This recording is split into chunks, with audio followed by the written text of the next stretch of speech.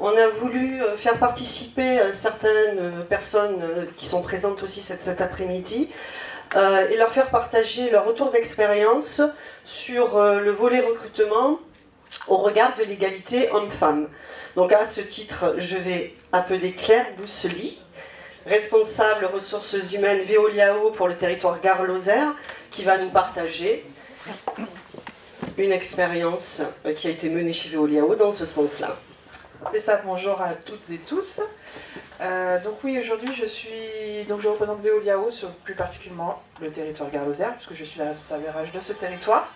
Donc c'était juste pour vous parler 5 minutes donc, justement de l'égalité homme-femme qui est un vrai problème chez nous, puisque nous, plus de 98% donc, de nos salariés sont des hommes, puisque ce sont des agents qui exploitent les réseaux d'eau potable et d'assainissement, et également qui exploitent les usines d'eau potable et les stations d'épuration. Donc nous, aujourd'hui, notre constat est simple, hein, voilà, 98% d'hommes, donc il nous faut des femmes, clairement. Par contre, la difficulté, c'est que les femmes ne connaissent pas nos métiers.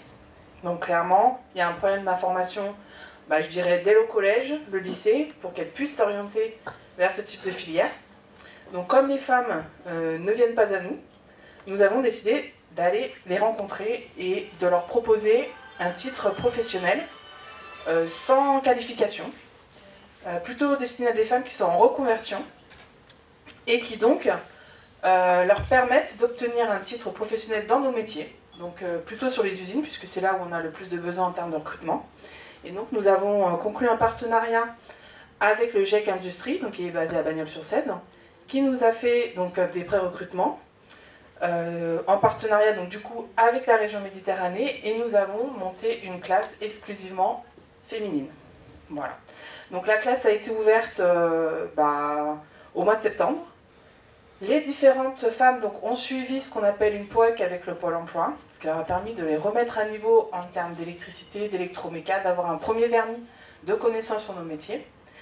Et ensuite, donc, elles ont démarré donc, en entreprise depuis le 15 novembre, donc pour une durée de 12 mois. Voilà. Donc vraiment, le but, c'est de réussir à féminiser nos équipes et à la fin, bien sûr, de les recruter. Voilà.